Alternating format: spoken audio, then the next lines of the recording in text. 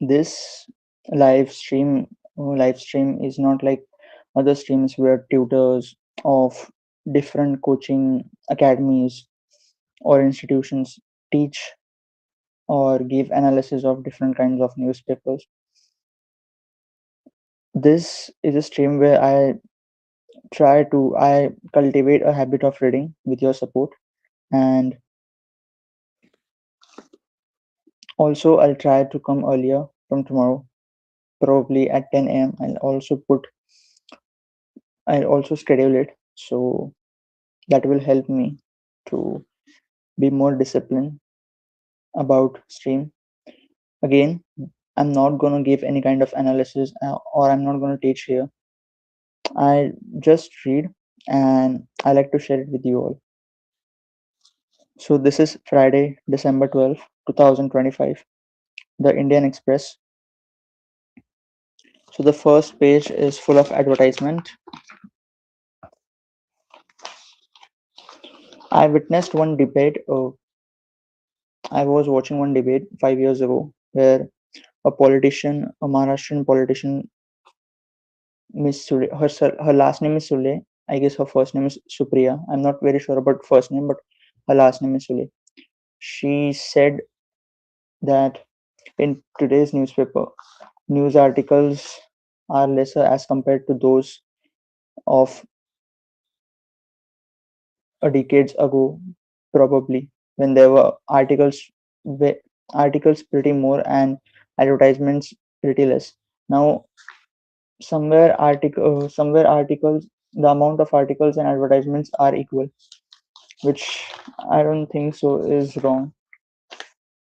Every alternate newspaper have first page full of advertisement, and then there is even many times 50% or 25% of the newspaper has advertisements.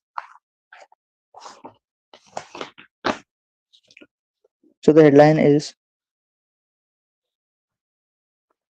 Amid trade talks, PM speaks to Trump, says we'll work together. Given by Ravi Datta Mishra, New Delhi, December 11. As the two-day talks between India and the US trade team in New Delhi drove to a close on Thursday, Prime Minister Narendra Modi announced in the evening that he spoke with US President Donald Trump and they reviewed the progress of the India US Comprehensive Global Strategic Partnership and discussed, among other issues, the importance of sustaining momentum in the efforts to enhance bilateral trade. Modi said on social media platform X had a very warm and engaging conversation with President Trump. They reviewed the progress in their bilateral relations and discussed regional and international developments.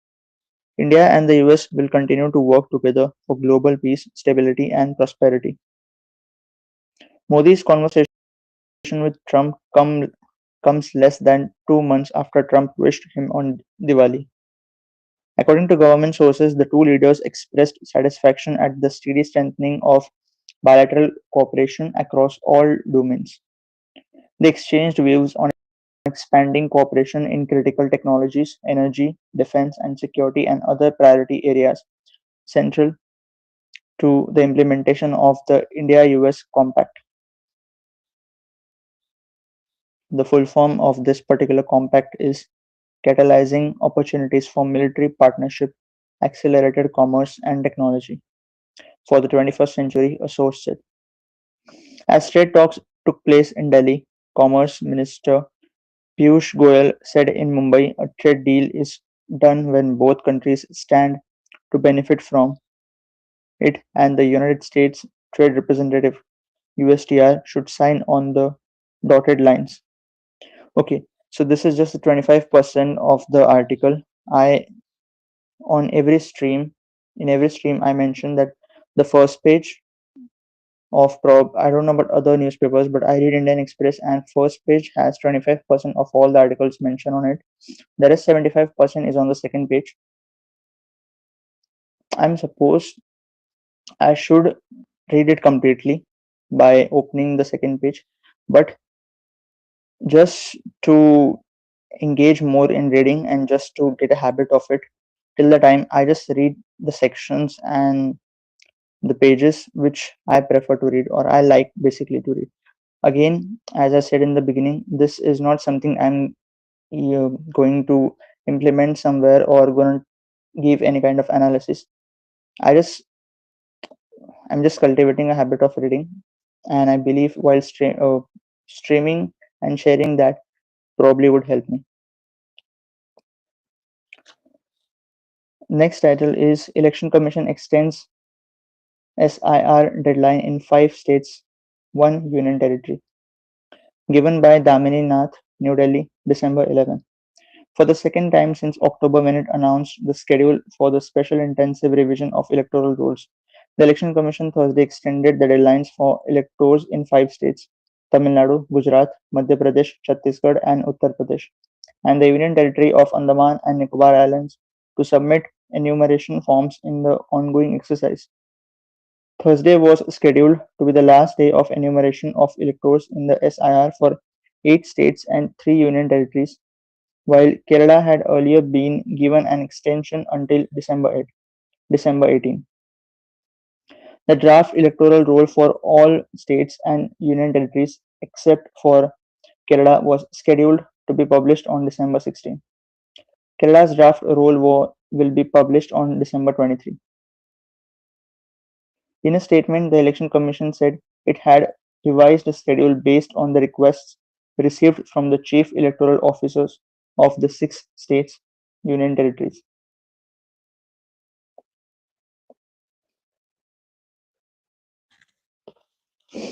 The next title is Will Bulldoze Homes Karnataka's Congress Government After Crackdown Against Drug Peddlers? Given by Kiran Parashar, Belgavi, December 11. Karnataka Home Minister G. Parmeshwara on Thursday said the Congress government was taking decisive action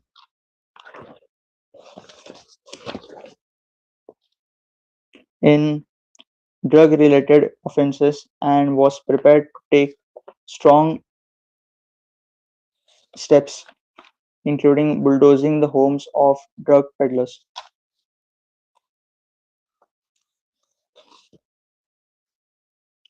The center part of the newspaper from where it gets folded in two parts.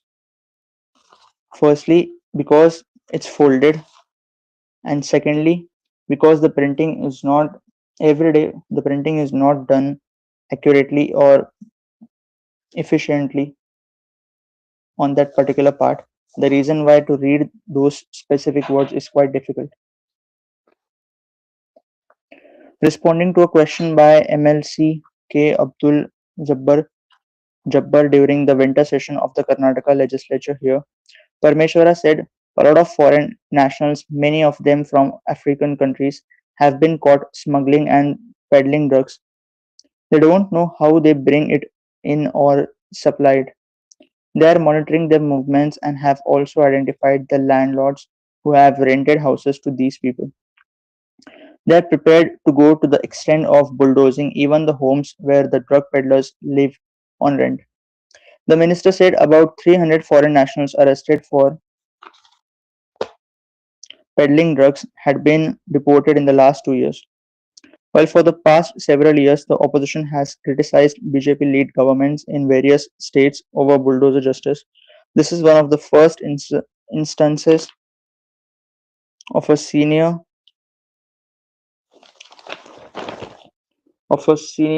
minister in a Congress government suggesting the potential use of bulldozers to deal with alleged crimes.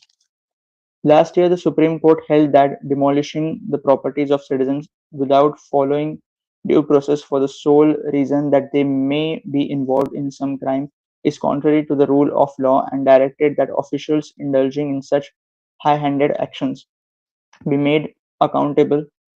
The court also issued certain directions that have to be complied with before properties are demolished. The production, sale, and consumption of narcotics are increasing day by day globally.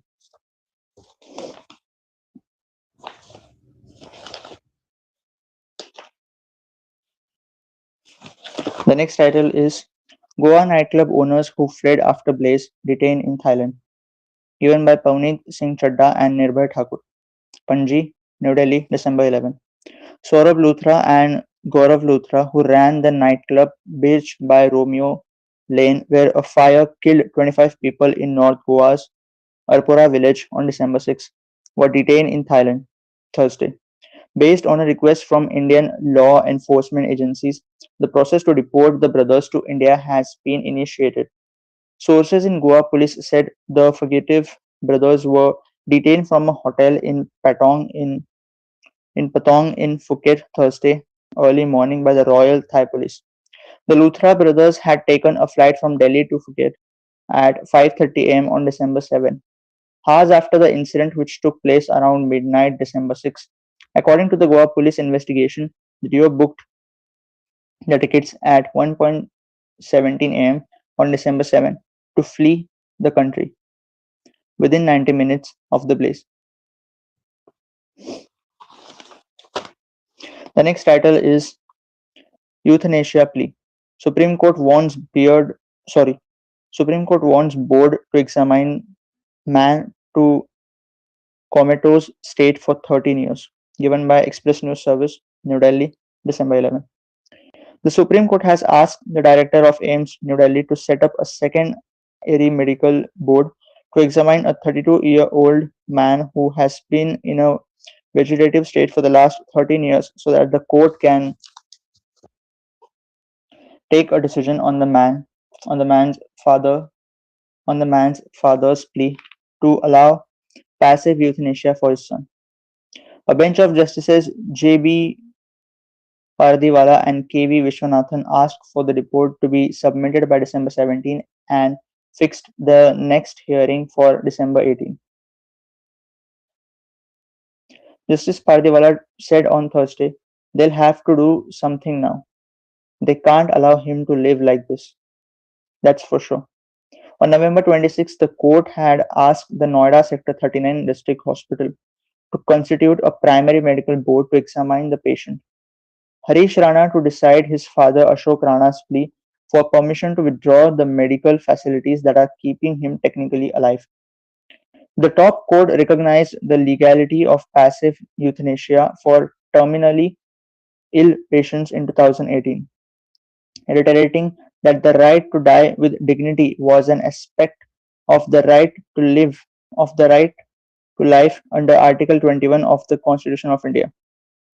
A five-judge bench led by then Chief Justice of India, Deepak Mishra, laid down detailed guidelines for passive euthanasia, both in cases where the patient left an advance directive or living will, stating that life support should be withdrawn if they slipped into terminal illness and where no such directive was left behind. Common Cause versus Union of India, 2018.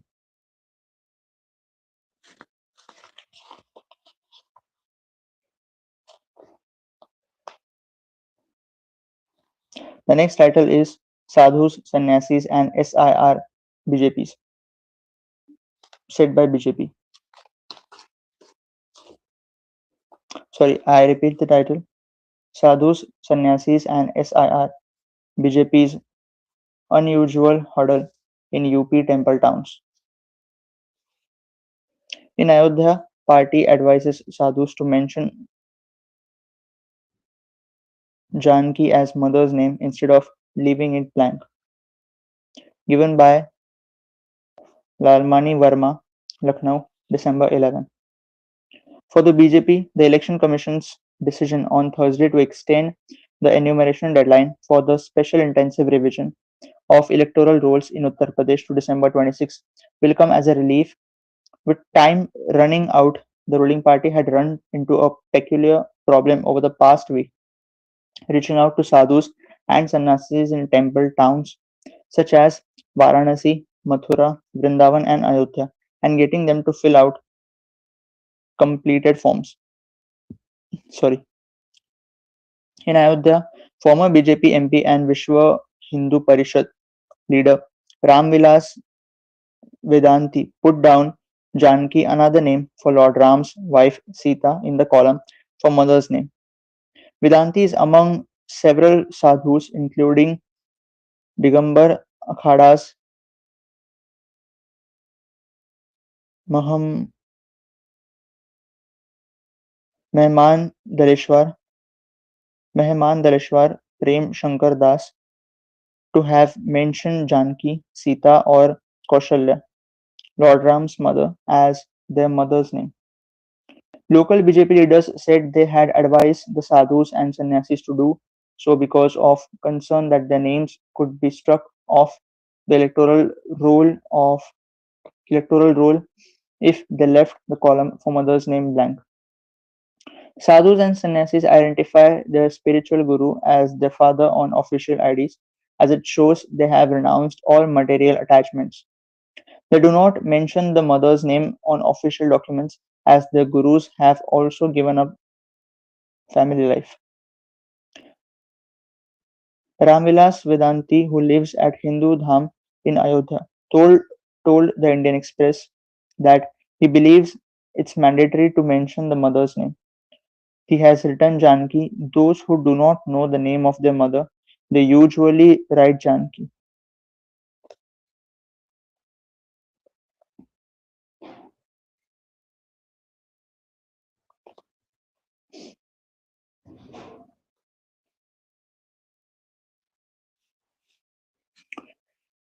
The next title is Punish Him So Others Don't Suffer.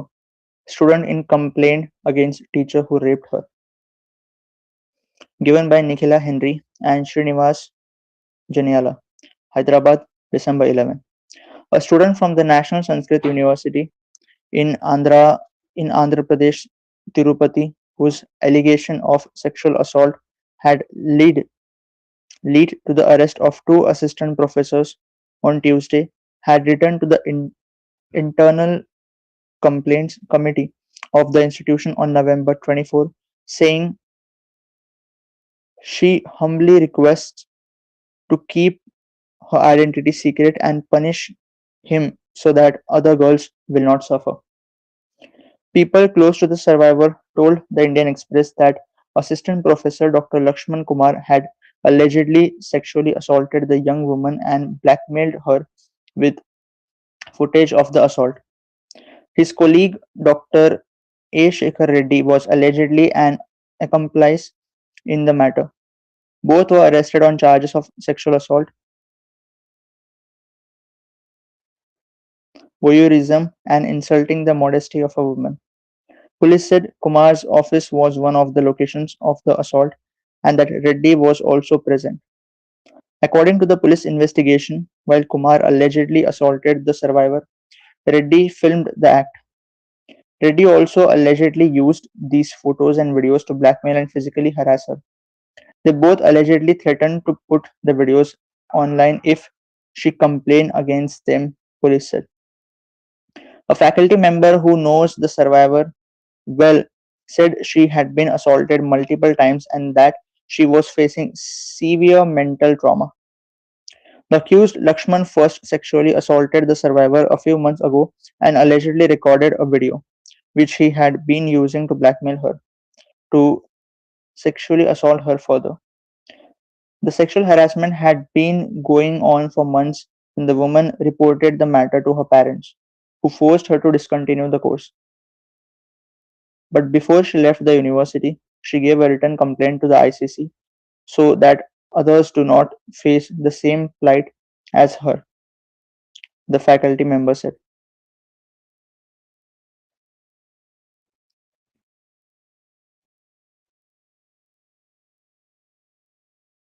As per the complaint to the ICC, the survivor said this situation has caused her severe mental stress and fear, and she requests to kindly take immediate action in this matter.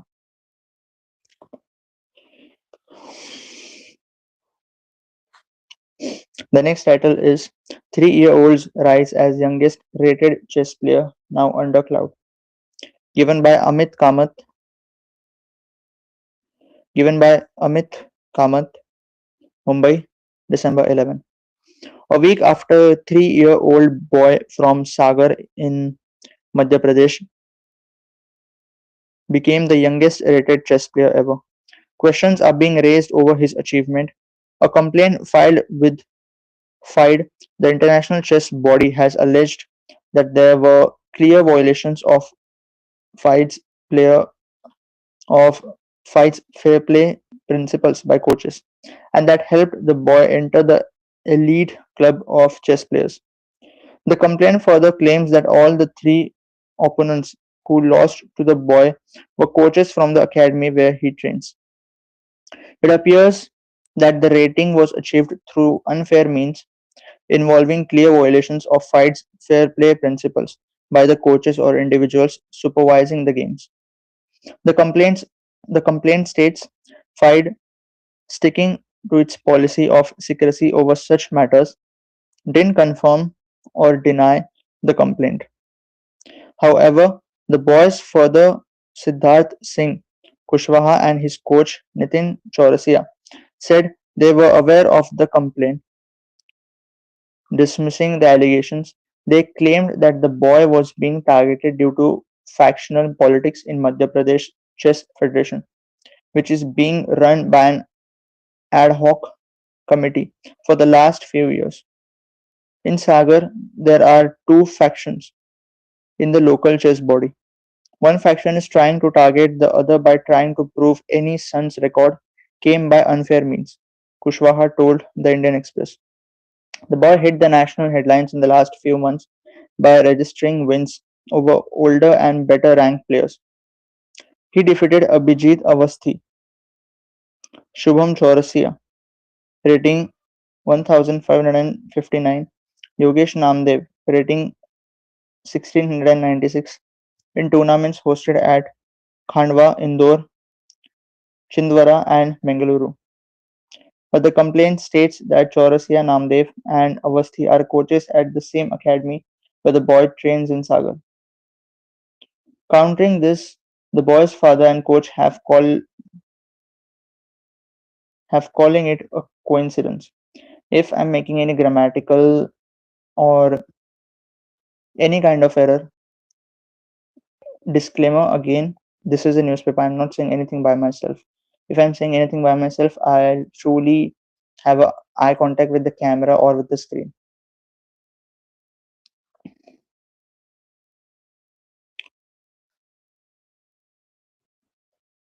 Kushwaha said, just because these people are from Sagar and they know them, it cannot prove that there was anything unfair. He knows these three people by face, as someone who also runs a chess academy. They are like four competitors. They are like his or their competitors. Kushwaha runs a chess academy in Sagar called Olympio Chess Club.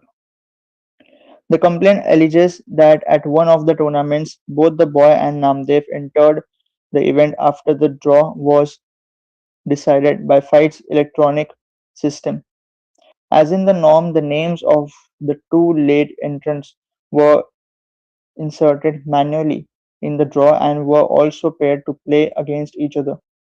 The boy ended up defeating Namdev. In the same tournament, the complaint claims Namdev lost out on time because he went to the washroom for the final minutes of a 10-minute rapid game. The boys' coach, however, denied that the loss was because of Namdev going to the washroom. It's not just his son, there were other children too who reached late and were manually paired off, said Kushwaha.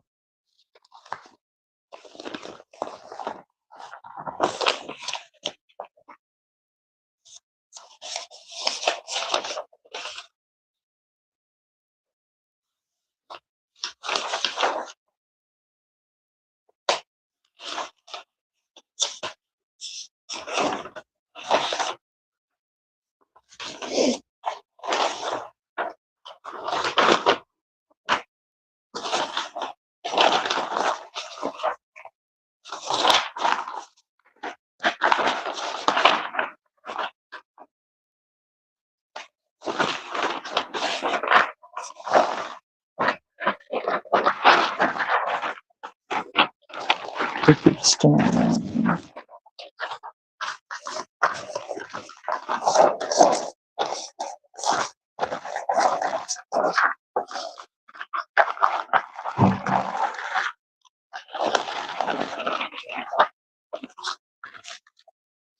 Moving to the section, the first title is There is more to China's $1 trillion trade surplus than its export stranglehold. Behind record rise weaknesses imports consumption yuan, given by Anil Sesi.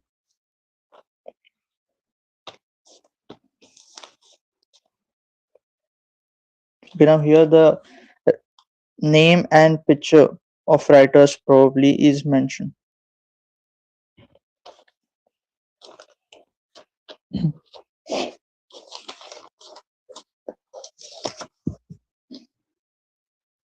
US President Donald Trump's tariff war seems to have had little effect on China's export driven economy, with the country clocking a record $1 trillion trade surplus with the rest of the world in 2025. The landmark is clearly a reaffirmation of China's stranglehold over global merchandise trade and a stark reminder of the fact that while Trump's tariffs may have thwarted shipments to the US, exports to South and Southeast Asia, Africa, and Latin America have correspondingly spiked. And the dialogue may have only started, which some analysts say could be the beginning of a second China shock. This could potentially lead to economic and social consequences in countries such as Indonesia, Thailand, Malaysia, and India, as well as much of Africa and Southeast Asia. Europe, already bracing for the impact of Chinese electric vehicles and consumer electronics, is perhaps now stuck between an ultra-competitive China and a protectionist America, said Politico. Beijing's trade surplus is untenable, French President Emmanuel Macron told the Les Echos financial newspaper. Manufacturing dominance. There has been an evolving bipartisan consensus in Washington, D.C., and China has gotten away with low cost manufacturing for too long. This is more significant now than in earlier decades when trade represented a much lower share of global goods production and consumption. Weakening domestic demand alongside export facilitating politics in products where China is the world's dominant manufacturer has led to prices collapsing globally and driving other national producers out of business. While the benefit of this has been a phase of sustained lower global inflation, China has simultaneously created a progressive stranglehold over global manufacturing, a level of manufacturing dominance by a single country seen only twice before in world history, by the UK at the start of the Industrial Revolution and by the US just after World War II.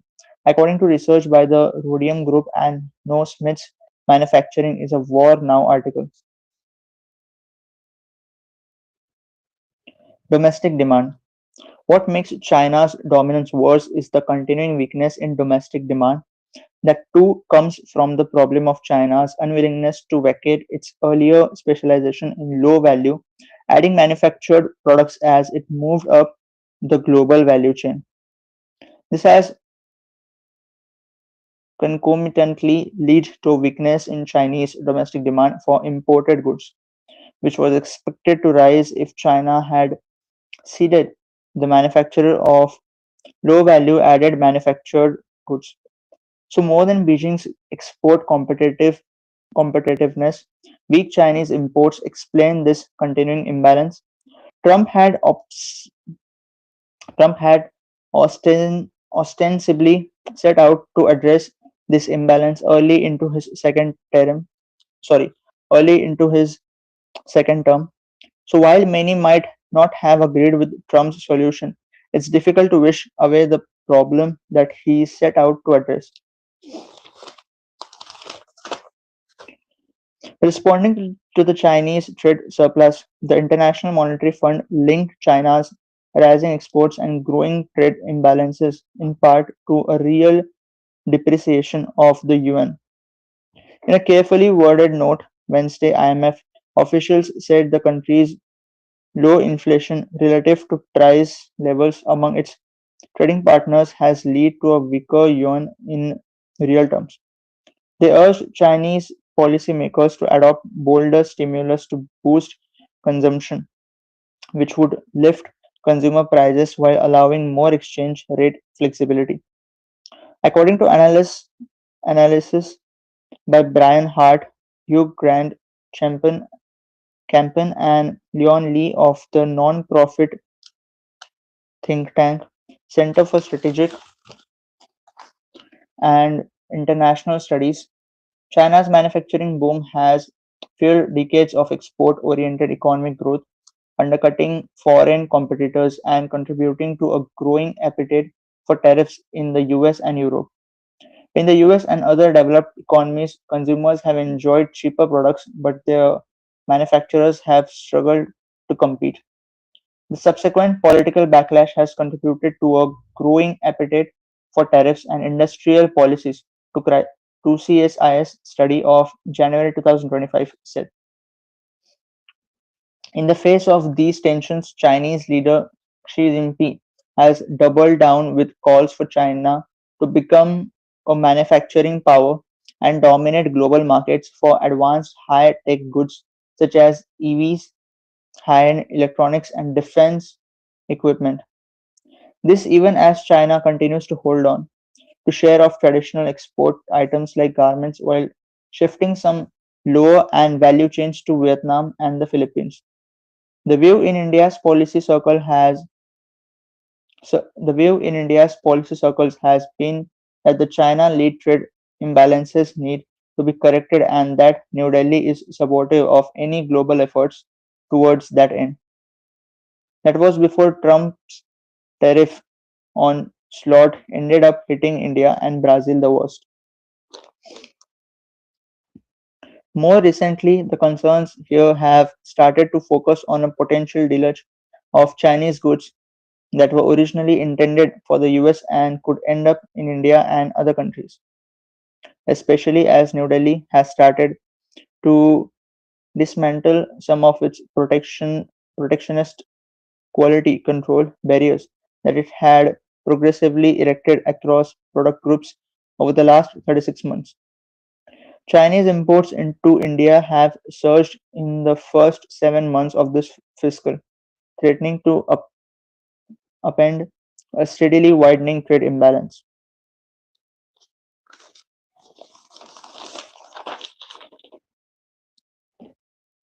The next title is surplus is surplus is as much a sign of imbalance as it's of strength.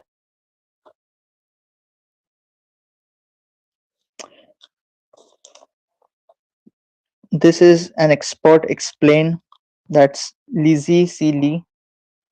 Earlier this week, trade data from China showed that in the first 11 months of 2025, the country hit over $1 trillion in trade surplus. No country has ever recorded such a figure in that time period.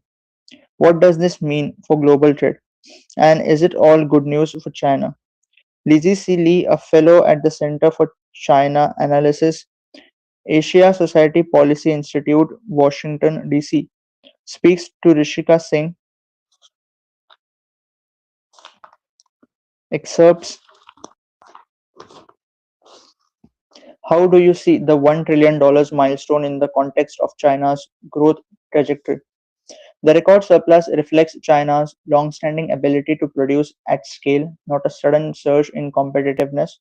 Over 2 decades, China built dense supply chain clusters and a policy environment that consistently favored manufacturing and exports. The weaker value of the renmin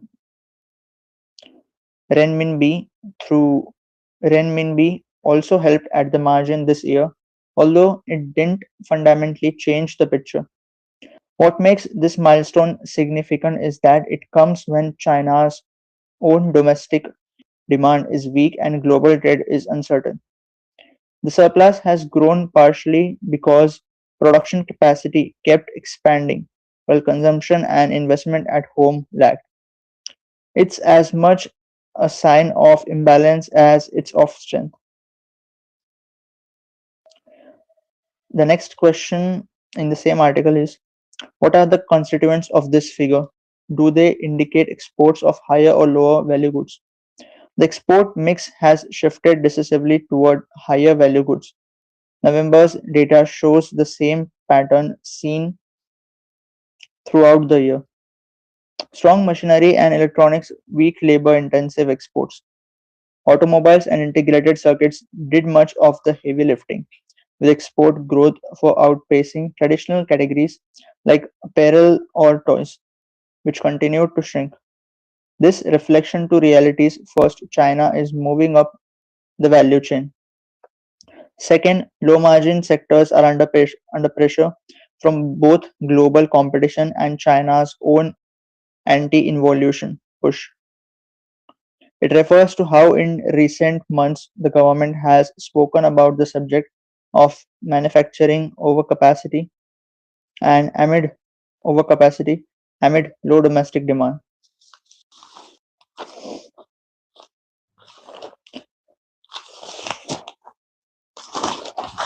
which has led to firms reducing their prices to appeal to consumers. However, with continuous demand supply mismatch, it could very well lead to firms undercutting each other into oblivion. This is being termed involution, and the government has increasingly sought to contain the situation. China's US bound exports are failing. Does this mean China has submitted the US, or is trans- transshipment at play? China has not replaced the US, it has leaned more heavily on everyone else, most notably the global south. November's export rebound came almost entirely from non US markets, while US demand remained soft. Some rerouting through Southeast Asia likely exists, given the US tariff risks. However, diversification is a big part of what's carrying the surplus.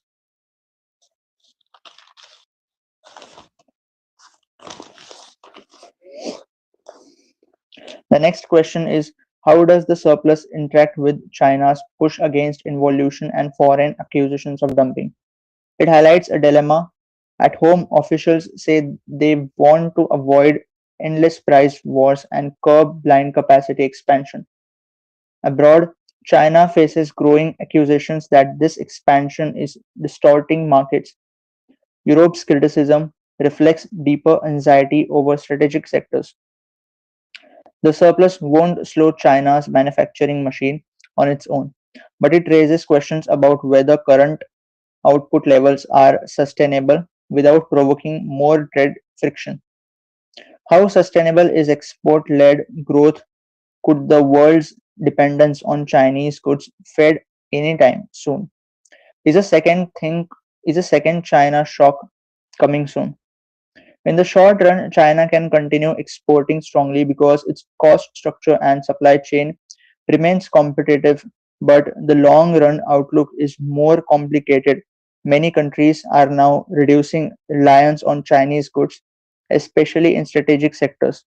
The term China shock was coined in a 2013 paper by US economists David Author, David Doan, and Gordon H. Hanson.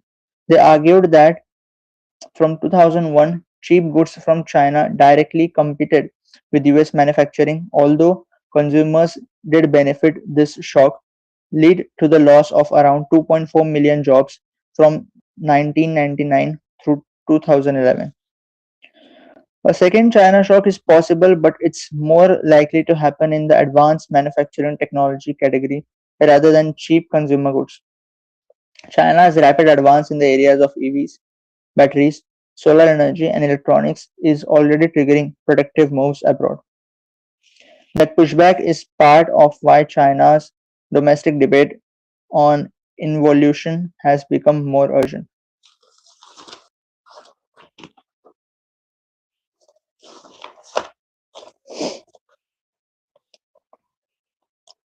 The next title is How Nehru, not Patel, became first PM. The politics behind 1946 Congress poll. This has been given by Adrija Roy Chaudhary. Adri, Adrija Roy Chaudhary, probably from. Okay. In responding to Congress leader Rahul Gandhi's vote chori charge, Union Home Minister Amit Shah dived into India's independence era politics, invoking what he described as a historical sub- subterfuge in Jawaharlal Nehru's elevation as independent India's first prime minister. Shah urged that in 1946, when the Congress was choosing its president, a decision that would effectively determine the head of the interim government and later the first prime minister, the majority of state units backed Sardar Vallabhbhai Patel, yet Nehru became the consensus choice, a development Shah categorized characterized as vote chori. The episode Shah referred to centers on the 1946 Congress presidential election, a moment that shaped both the interim administration and the leadership of a soon to be sovereign nation. To be sovereign nation. What happened in 1946 Congress president poll? With World War II drawing to a close, negotiations between the Indian National Congress and the British government over the transfer of power gathered pace. In this context, the Congress decided to hold internal elections, a routine annual affair that had been deferred for 6 years. The disruptions of the civil disobedience movement of 1940 to 41, the imprisonment of top leaders, the general elections of 1945 to 46, and the cabinet mission's arrival all contributed to the delay. Ordinarily, the Congress presidency didn't carry great executive power. Gandhi's towering presence meant organizational decisions flowed through him. The post was often more ceremonial than authoritative, but in 1946 the stakes were different. The Congress president lead would lead the interim government, making him the de facto head of the soon to be independent administration. The three official candidates were Patel, Nehru, and Acharya J. B. Kriplani. The incumbent Congress president Maulana Abdul Kalam Azad had hoped to continue and was backed by several provincial committees.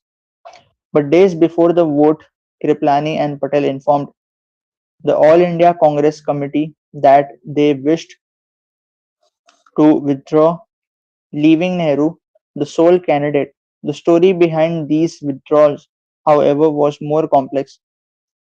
As Rajmohan Gandhi records in Patel, a life Gandhi had privately made it clear by April 20 that his preference was Nehru. When a newspaper suggested that Azad might be re-elected,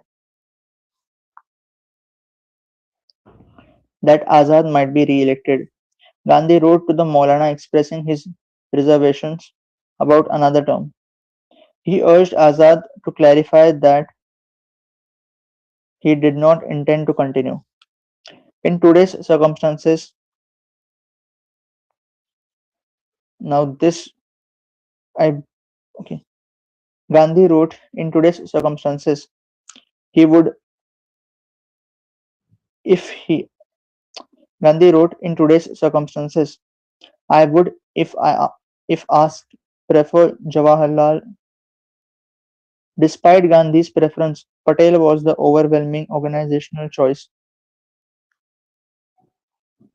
Patel was the overwhelming organizational choice. 12 of the 15 provincial Congress committees reportedly backed him. To honor Gandhi's wishes, Kripalani proposed Nehru's name at a working committee meeting, and members, including Patel, signed the proposal. Kripalani then withdrew his own nomination and drafted a withdrawal note for Patel as well. Patel showed the note to Gandhi. Gandhi, despite his preference, offered Nehru the opportunity opportunity to step aside since no provincial committee had backed him. Nehru remained silent, a silence interpreted an unwillingness to accept the second position. Gandhi then asked Patel to sign the withdrawal, which he did without protest. Nehru was elected unopposed.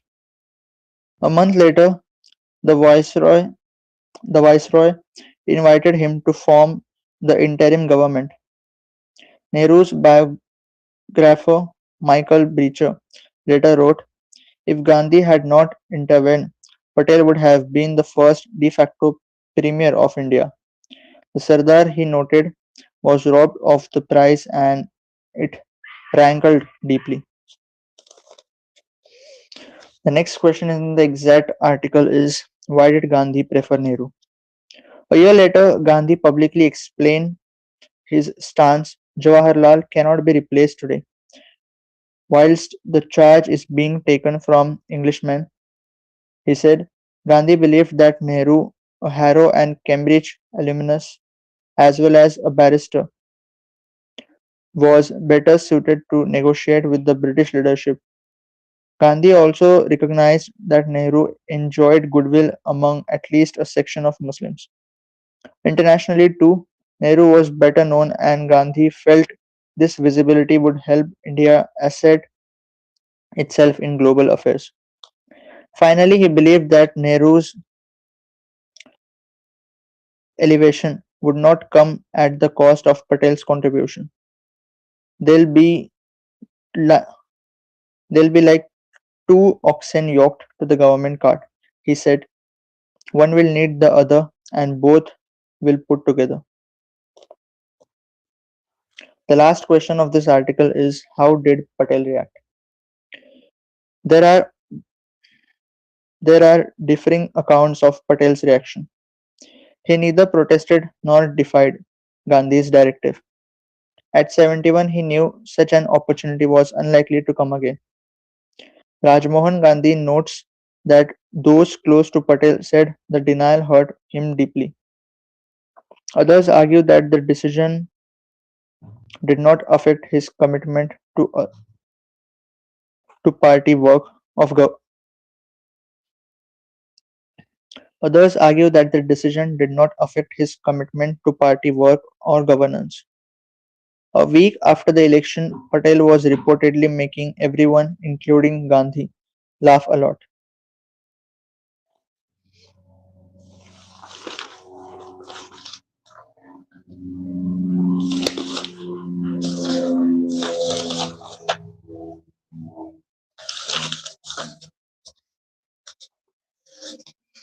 The next title, probably the last title of the explained section,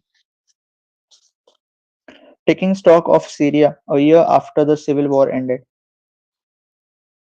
given by Shubhajit Roy. A year after the fall of Bashar al Assad, Syria faces multiple challenges as its terrorist turned statesman president picks up the pieces of 14-year-long civil war. Al-Shara's rebranding. Assad fled to Russia last December after a lightning rebel offensive led by Hayat Hayat Tahrir al-Sham overwhelmed his forces. Hayat Tahrir al-Sham (HTS) leader Ahmad al-Shara formerly a sanction at formerly a sanctioned Al Qaeda terrorist with a $10 million bounty on his head, took over as Syria president. Since coming to power, al-Shara has rebranded himself as a modern, soft-speaking, linen suit-wearing leader. Last month, he became the first Syrian president in 80 years to visit the White House, where he received US President Donald Trump's stamp of approval. Trump said he thinks this leader can do it. Al-Shara has the inevitable task of leading a country that is fractured on ethnic lines and left economically impoverished by the lengthy civil war, while the establishment of the National Commissions for Transitional Justice and for Missing Persons earlier this year has been hailed as a welcome step. Much more still needs to be done. Twin challenge. Since the fall of the Assad regime, there has been widespread ethnic violence with Sunni groups aligned to the new regime targeting minority communities, notably Shia Alawites, Assad's community, the Druze and Kurds. Al-Shara has been criticized for not doing enough to control this violence. Certain actions have been viewed as explicitly fanning tensions. The failure of Syria's interim constitution to guarantee Kurdish rights is being seen as a betrayal by the Kurds, who too fought Assad. Human Rights Watch has criticized the NCTJ for focusing on the Assad regime and overlooking war crimes committed by others, including al-Shara's HTS. Meanwhile, millions remain in need of continued humanitarian assistance. Many live in refugee camps or damaged homes and face stark food insecurity. In November, the International Rescue Committee reported that more than half of the water supply networks and 4 out of 5 electricity grids are either destroyed or non-functional. The cost of reconstruction could be high as $345 billion. View from New Delhi, the last section of this article. India enjoyed robust ties with the Assad regime for over 5 decades. Even during the peak of the civil war, it maintained its embassy in Damascus. After the collapse, New Delhi called for a peaceful and inclusive Syrian-led political process. The first official outreach to the new regime came in July. On Monday, an Indian delegation met Syria Foreign Minister Assad al-Shaibani in Damascus. It also met Syria Health Minister Musab al-Ali. Sources said the talks focused on collaboration pharma- in pharmaceutical manufacturing and medical training. Both sides also spoke on a scholarship program for Syrian students and a specialized engineering cooperation initiative tailored for Syrian government employees.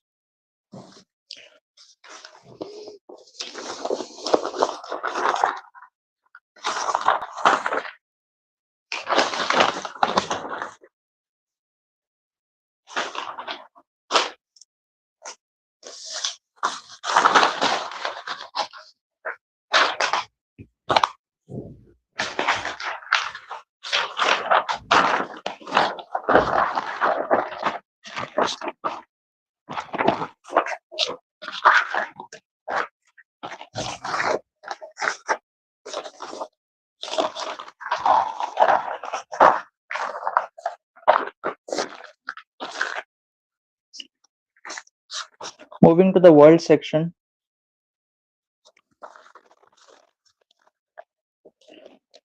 the first title of the world is Zelensky to hold urgent talks with 30 countries.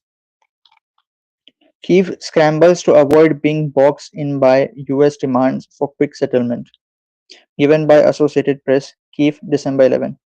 Ukrainian President Volodymyr Zelensky was due to hold urgent talks Thursday with leaders and officials from about 30 countries that are supporting Kyiv's effort to obtain fair terms for an end to the war with Russia.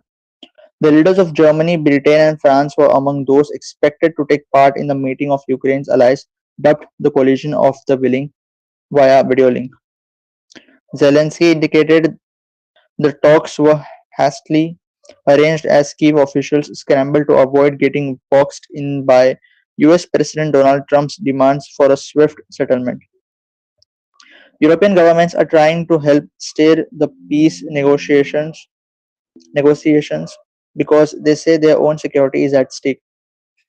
Trump said Wednesday that he and European leaders discussed proposals by phone in pretty strong terms, adding that Zelensky has to be realistic about his country's position on a peace plan that would cede Ukrainian territory to Russia. He didn't elaborate.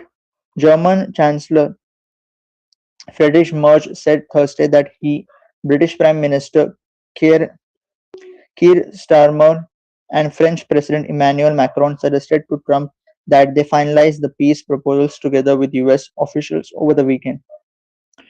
There may also be talks in Berlin early next week with or without American officials, he said. The main issue to be resolved is what territories and concessions Ukraine is prepared to make, Merz added. The work they are doing together remains extremely difficult. There is a very simple reason for this.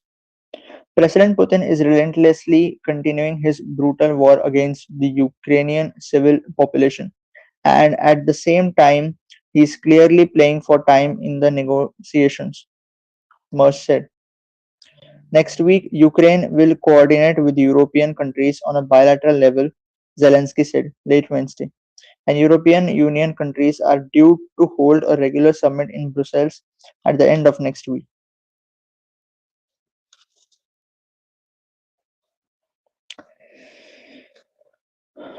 Russia interested in foreign invest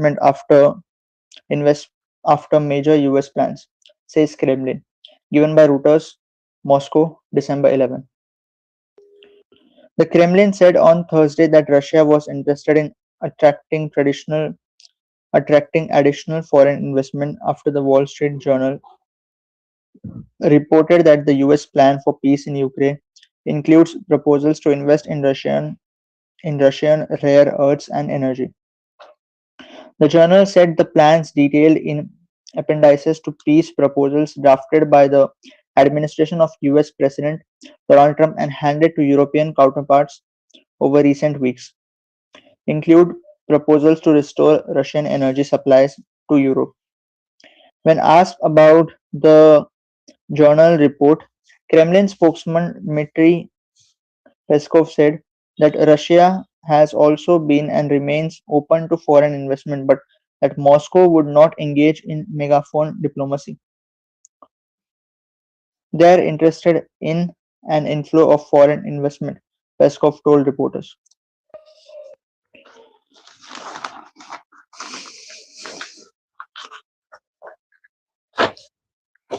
The next title is US approves sale of tech support for F-16 fighter jets to Pakistan. Given by Press Trust of India, Islamabad, December 11. The United States has approved the sale of advanced technology and support for F-16 fighter jets valued at USD 686 million to Pakistan. The US Defense Secretary Cooperation Agency, in a letter sent to Congress on Monday, gave the approval, reported dawn on Thursday. The package includes Link 16 systems, cryptographic equipment, avionics updates, training, and comprehensive logistical support. The DSCA letter makes clear that rationale for the sale, stating that it will support the foreign policy and national security objectives of the United States by allowing Pakistan to retain intro- interoperability with US and partner forces in ongoing counterterrorism efforts and in preparation for future contingency operations. The proposed sale is also aimed at modernizing Pakistan's F-16 fleet and addressing operational safety concerns. The letter notes that it will maintain Pakistan's capability to meet current and future threats by updating and refurbishing its Block 52 and mid-life upgrade F-16 fleet, the report said. These updates will provide more seamless integration and interoperability between the Pakistan Air Force and the US Air Force in combat operations, exercises, and training, and refurbishment will extend the aircraft life through 2040 while addressing critical flight safety concerns, the letter adds. The letter also emphasizes Pakistan's readiness to absorb the technology, stating that the country has shown a commitment to maintaining its military forces and will have no difficulty absorbing these articles and services into its armed forces. It also addresses regional concerns, asserting that the proposed sale of this equipment and support will not alter the basic military balance in the region. The total estimated value of the sale is USD 686 million, with major defense equipment valued at USD 37 million and other items at USD 649 million. The sale will support the foreign policy and national security objectives of the United States.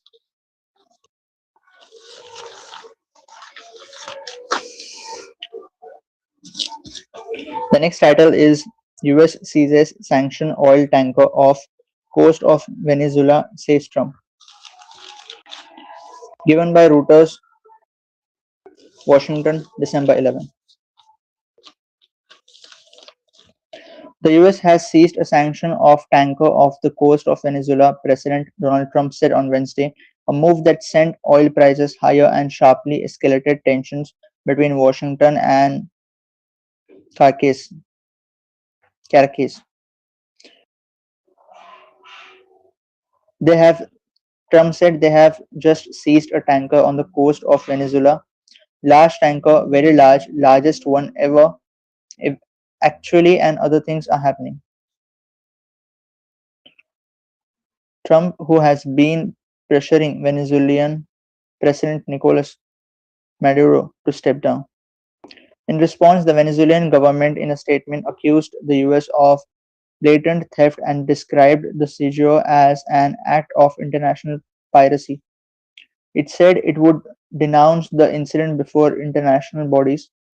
Trump has repeatedly raised possibility of US military intervention in Venezuela. The seizure is the first of a Venezuelan oil cargo amid US sanctions that have been in force since 2019. It is also Trump administration. It's also Trump's. It's also Trump administration's first known action against a Venezuela-related tanker since he ordered a massive military buildup in the region. Over 30 sanctioned ships in at risk after US tanker seizure. More than 30 US sanctioned oil vessels doing business in Venezuela could face punishment by Washington after the Coast Guard seized a supertanker carrying Venezuelan crude for export, according to shipping data. The seizure announced by President Donald Trump on Wednesday was the first of an oil cargo from Venezuela, which has been under US sanctions since 2019, and the Trump administration's first known action against a Venezuela-related tanker since he ordered a massive military buildup.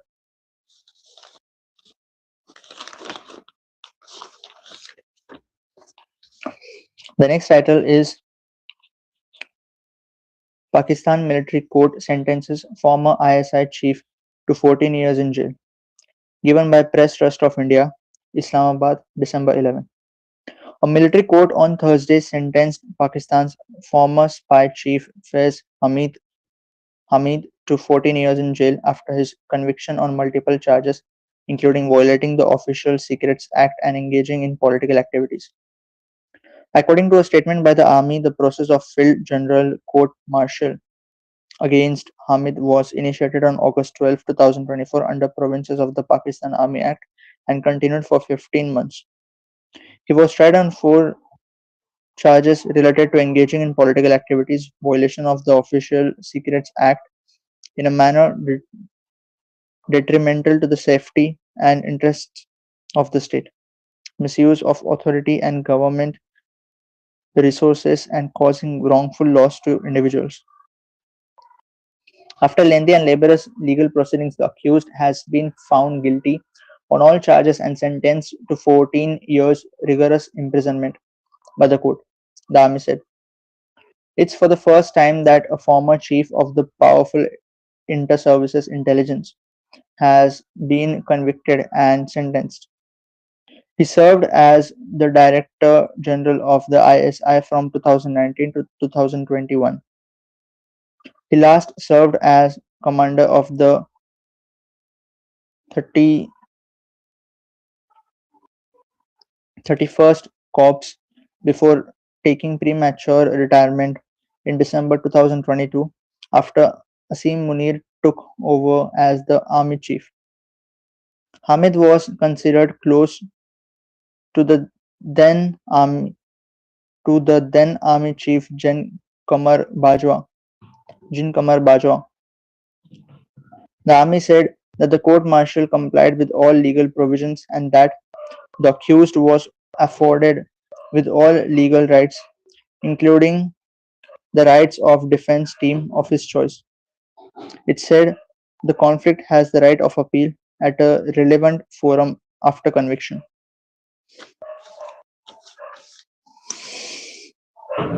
The next title is Bangladesh to hold general elections on February 12, given by Press Trust of India, Dhaka, December 11.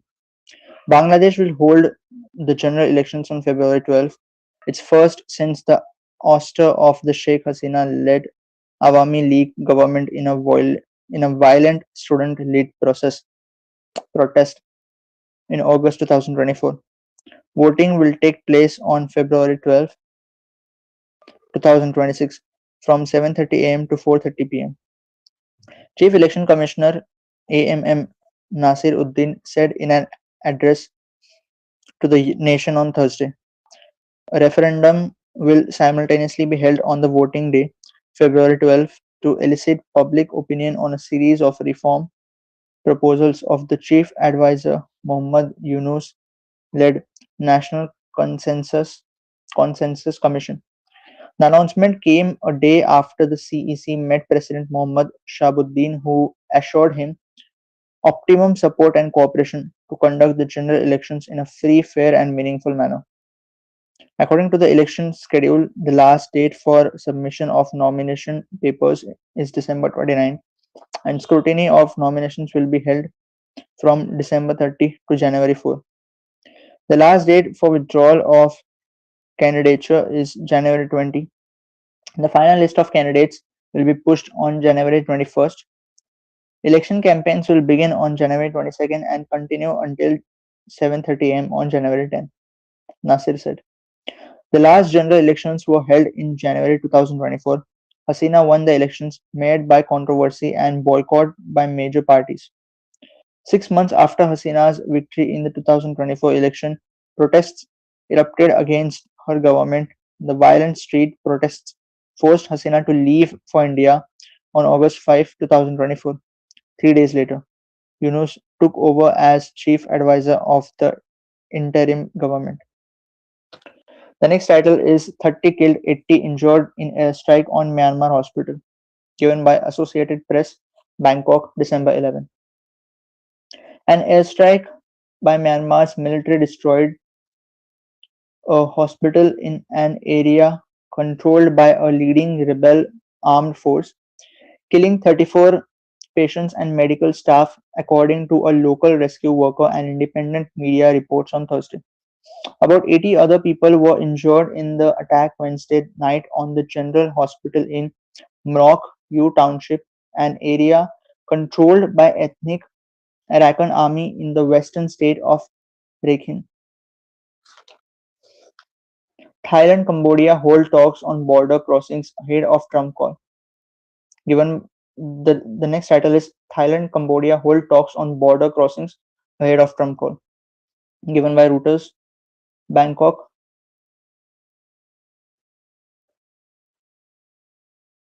Phnom Penh, Phnom Penh,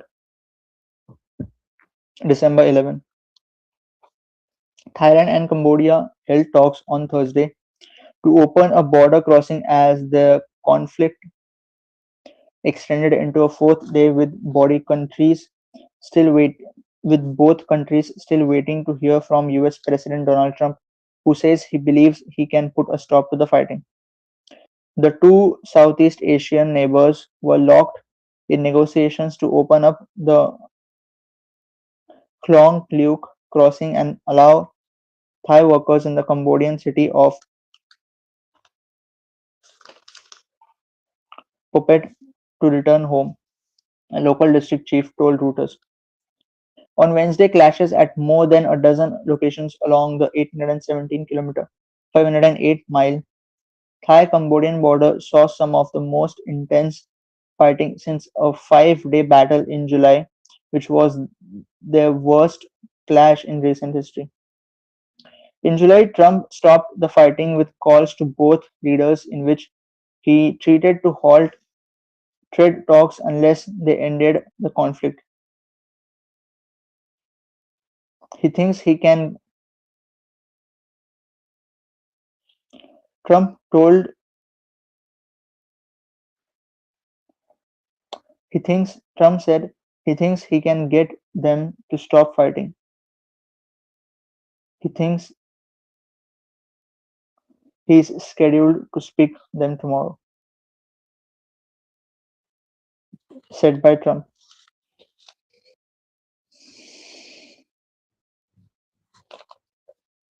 The last title of not the last but okay, the next title of the world section is An Ode to Joy. Haiti celebrates Compass as UNESCO Grand Heritage status, given by Danica Koto and Evans Sanon. Port-au-Prince, December 11. Compass, a beloved Haitian music and dance genre inspired by merengue and infused with percussion, made UNESCO's Cultural Heritage List on Wednesday. The syncopated rhythm, created in the 1950s, wafts from bars, bedrooms, and businesses across Haiti, lifting spirits and providing solace from the country's grinding poverty and soaring gang violence. On the night of November 18, when Haiti classified for the World Cup for the first time since 1974, Compass Music Compass Music accompanied a cheering crowd jogging through the streets of Port-au-Prince and dancing in their homes.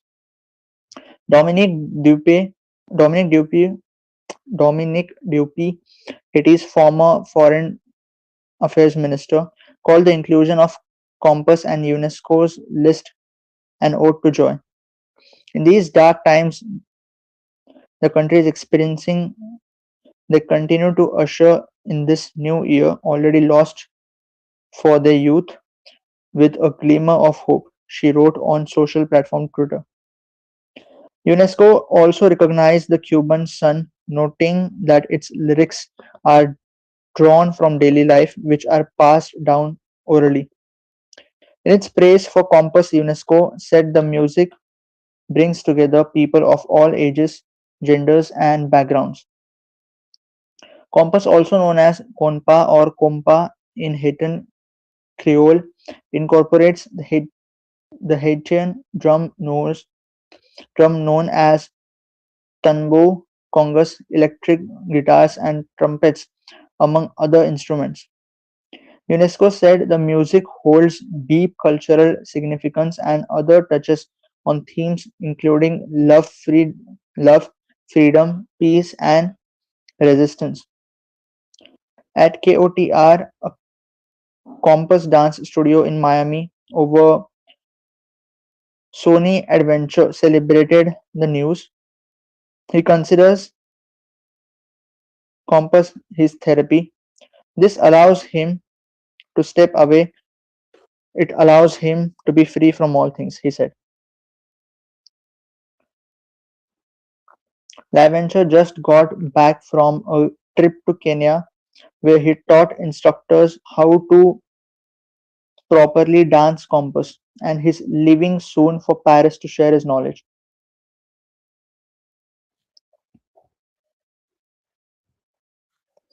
He said his dad was a musician, so he always grew up listening to compa, recalling how his mother loved to dance to it. His favorite song is Serenade des Melomanes, which is sung in Spanish, French, and Haitian Creole. When he plays it, it reminds him of his father who passed away. UP noted that UNESCO already has recognized Haiti's farmed jomo or pumpkin soup along with cassava, and that the inclusion of compost reaffirms their unwavering commitment to love, the joy of living, and freedom of expression. This rhythm that brings the dawn with gusto, August onwards. From couple clue to ceramic compass still reigns supreme in Haiti 70 years after its creation. Stephen Charles, a 35-year-old accountant, recalled how his father loved playing music by legendary bands Sh- Shleu Shleu and Tobu Combo. This is the type of vibe that he grew up listening to, he said. When you dance with a woman, you really don't have to move. You can just stand still and hold the woman to your body and close your eyes. I'm not saying this is given in this article, probably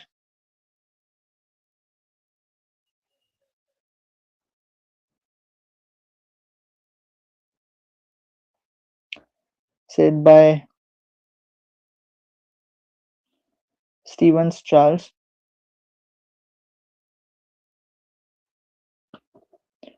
Charles used to go out and listen to live compass bands, but now that they are a country that's under siege by gangs, nightlife has diminished. He rarely goes out for fear of being killed, but he still listens to the music at home. Haitians, including Judeni Mor Judeni Judini Morency, said they were proud that Compass was recognized by UNESCO. It makes him feel good that they have music that is spreading that people are enjoying in other parts of the world, he said. Etnie Charles, a professor of studio music and jazz at the Forst School of Music at the University of Miami, said he was not surprised.